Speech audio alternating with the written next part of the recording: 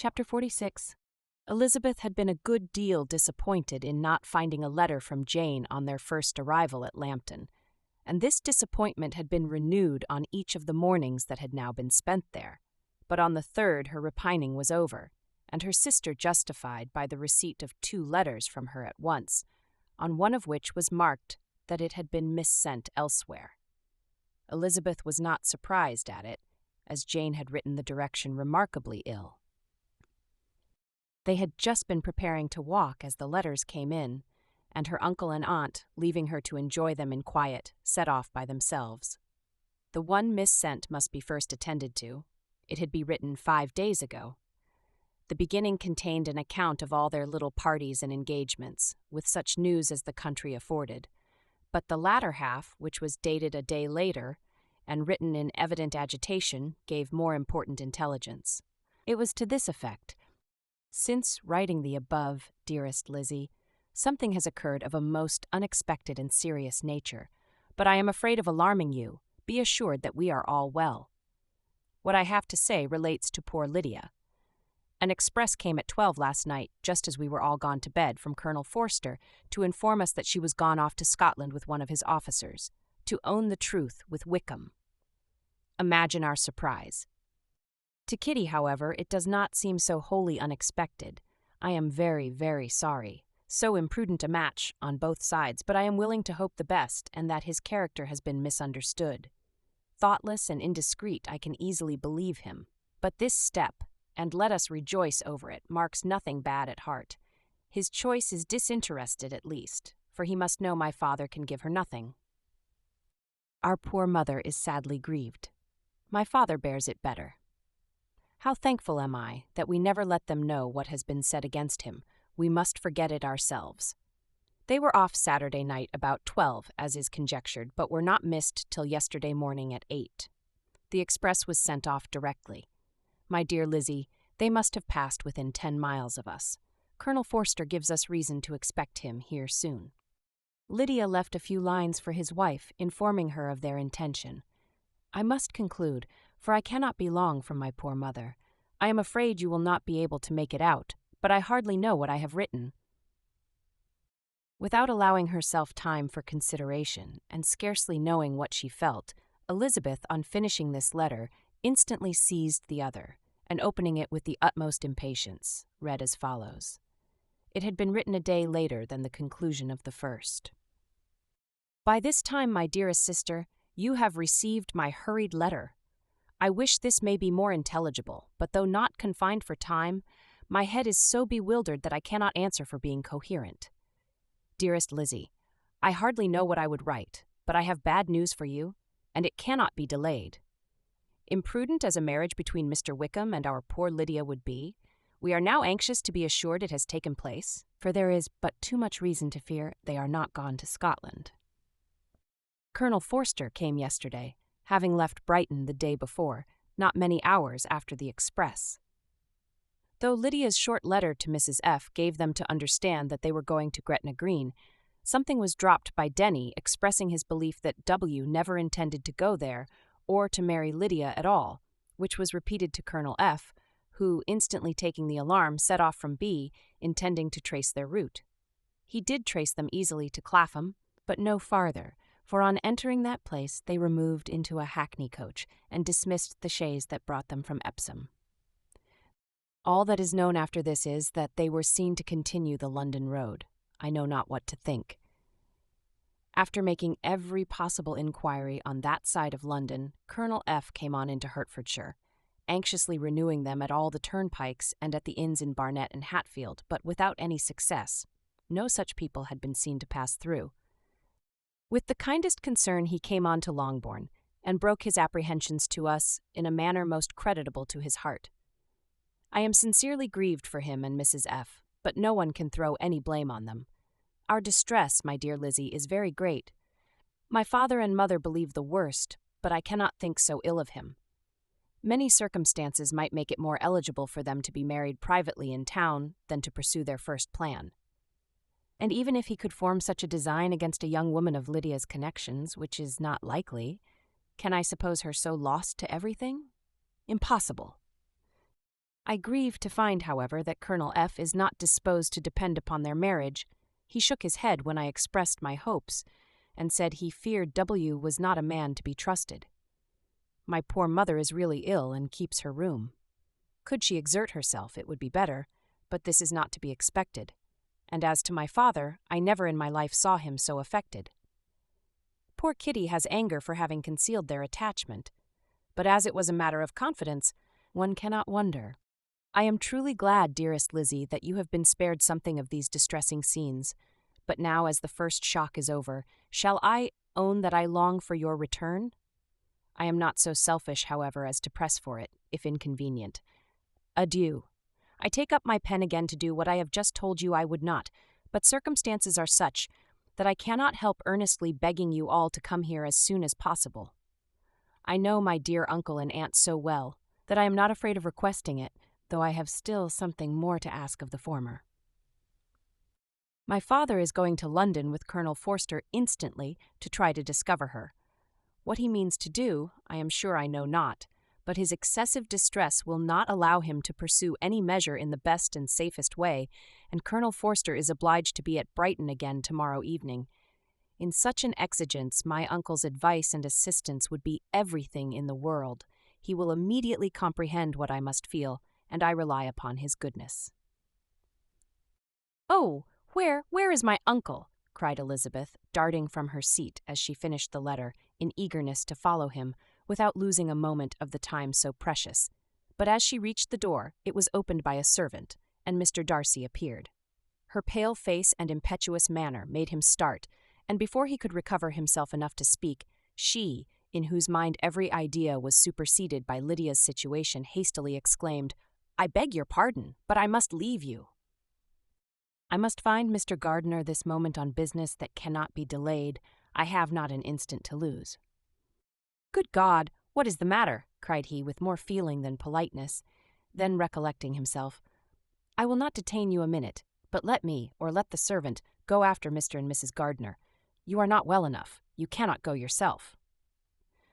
Elizabeth hesitated, but her knees trembled under her, and she felt how little would be gained by her attempting to pursue them.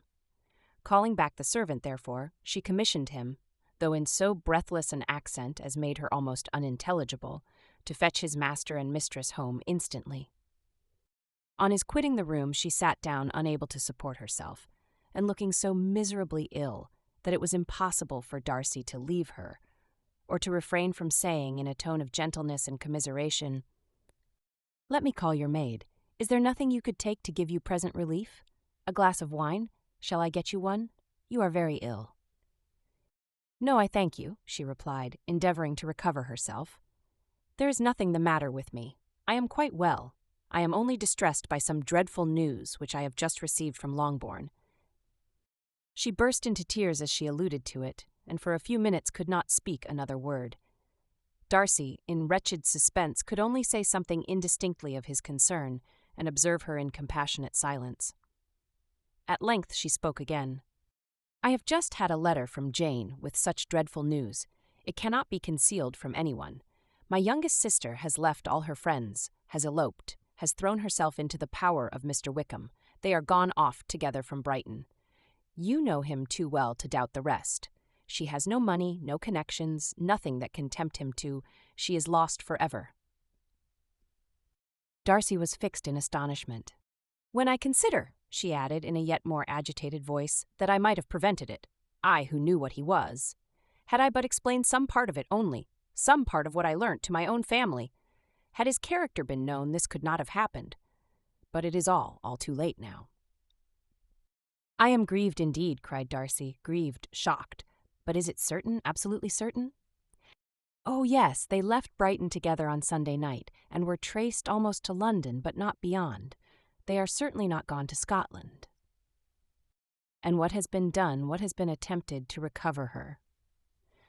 "My father has gone to London, and Jane has written to beg my uncle's immediate assistance, and we shall be off, I hope, in half an hour. But nothing can be done. I know very well that nothing can be done. How is such a man to be worked on? How are they even to be discovered? I have not the smallest hope. It is every way horrible."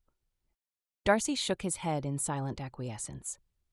When my eyes were opened to his real character, oh, had I known what I ought, what I dared to do. But I knew not. I was afraid of doing too much. Wretched, wretched mistake. Darcy made no answer. He seemed scarcely to hear her, and was walking up and down the room in earnest meditation, his brow contracted, his air gloomy. Elizabeth soon observed and instantly understood it. Her power was sinking. Everything must sink under such a proof of family weakness, such an assurance of the deepest disgrace. She could neither wonder nor condemn, but the belief of his self-conquest brought nothing consolatory to her bosom, afforded no palliation of her distress. It was, on the contrary, exactly calculated to make her understand her own wishes, and never had she so honestly felt that she could have loved him, as now, when all love must be vain. But self, though it would intrude, could not engross her. Lydia, the humiliation, the misery she was bringing on them all, soon swallowed up every private care, and covering her face with her handkerchief, Elizabeth was soon lost to everything else, and after a pause of several minutes was only recalled to a sense of her situation by the voice of her companion, who, in a manner which, though it spoke compassion, spoke likewise restraint, said, "I am afraid you have been long desiring my absence, nor have I anything to plead in excuse of my stay, but real, though unavailing concern. Would to heaven that anything could be either said or done on my part that might offer consolation to such distress. But I will not torment you with vain wishes, which may seem purposely to ask for your thanks. This unfortunate affair will, I fear, prevent my sister's having the pleasure of seeing you at Pemberley today. Oh yes, be so kind as to apologize for us to Miss Darcy. Say that urgent business calls us home immediately. Conceal the unhappy truth as long as it is possible. I know it cannot be long." He readily assured her of his secrecy, again expressed his sorrow for her distress, wished it a happier conclusion than there was at present reason to hope, and leaving his compliments for her relations, with only one serious parting look, went away. As he quitted the room, Elizabeth felt how improbable it was that they should ever see each other again on such terms of cordiality as had marked their several meetings in Derbyshire. And as she threw a retrospective glance over the whole of their acquaintance, so full of contradictions and varieties, sighed at the perverseness of those feelings which would now have promoted its continuance, and would formerly have rejoiced in its termination. If gratitude and esteem are good foundations of affection, Elizabeth's change of sentiment will be neither improbable nor faulty. But if otherwise, if the regard springing from such sources is unreasonable or unnatural, in comparison of what is so often described as arising on a first interview with its object, and even before 2 words have been exchanged, nothing can be said in her defense, except that she had given somewhat of a trial to the latter method, in her partiality for Wickham, and that its ill success might, perhaps, authorize her to seek the other less interesting mode of attachment. Be that as it may, she saw him go with regret, and in this early example of what Lydia's infamy must produce, found additional anguish as she reflected on that wretched business. Never since reading Jane's second letter had she entertained a hope of Wickham's meaning to marry her. No one but Jane, she thought, could flatter herself with such an expectation. Surprise was the least of all her feelings on this development. While the contents of the first letter remained on her mind, she was all surprise, all astonishment, that Wickham should marry a girl whom it was impossible he could marry for money, and how Lydia could ever have attached him had appeared incomprehensible. But now it was all too natural. For such an attachment as this, she might have sufficient charms, and though she did not suppose Lydia to be deliberately engaging in an elopement without the intention of marriage, she had no difficulty in believing that neither her virtue nor her understanding would preserve her from falling an easy prey. She had never perceived, while the regiment was in Hertfordshire, that Lydia had any partiality for him, but she was convinced that Lydia had wanted only encouragement to attach herself to anybody. Sometimes one officer, sometimes another, had been her favorite, as their attentions raised them in her opinion. Her affections had been continually fluctuating, but never without an object. The mischief of neglect and mistaken indulgence toward such a girl, oh, how acutely did she now feel it, She was wild to be at home, to hear, to see, to be upon the spot, to share with Jane in the cares that must now fall wholly upon her, in a family so deranged, a father absent, a mother incapable of exertion, and requiring constant attendance. And though almost persuaded that nothing could be done for Lydia, her uncle's interference seemed of the utmost importance, and till he entered the room the misery of her impatience was severe. Mr. and Mrs. Gardiner had hurried back in alarm, supposing by the servant's account that their niece was taken suddenly ill, but satisfying them instantly on that head, she eagerly communicated the cause of their summons, reading the 2 letters aloud, and dwelling on the postscript of the last with trembling energy. Though Lydia had never been a favorite with them, Mr. and Mrs. Gardiner could not but be deeply affected. Not Lydia only, but all were concerned in it, and after the first exclamations of surprise and horror, Mr. Gardiner readily promised every assistance in his power. Elizabeth, though expecting no less, thanked him with tears of gratitude, and all 3 being actuated by one spirit, everything relating to their journey was speedily settled. They were to be off as soon as possible. "But what is to be done about Pemberley?" cried Mrs. Gardiner. "John told us Mr. Darcy was here when you sent for us. Was it so?" "Yes, and I told him we should not be able to keep our engagement. That is all settled." "What is all settled?" repeated the other, as she ran into her room to prepare. "And are they upon such terms as for her to disclose the real truth? Oh, that I knew how it was!" But wishes were vain, or, at best, could serve only to amuse her in the hurry and confusion of the following hour. Had Elizabeth been at leisure to be idle, she would have remained certain that all employment was impossible to one so wretched as herself. But she had her share of business as well as her aunt, and amongst the rest there were notes to be written to all their friends at Lambton, with false excuses for their sudden departure. An hour, however, saw the whole completed, and Mr. Gardiner, meanwhile, having settled his account at the inn, nothing remained to be done but to go, and Elizabeth, after all the misery of the morning, found herself in a shorter space of time than she could have supposed, seated in the carriage and on the road to Longbourn.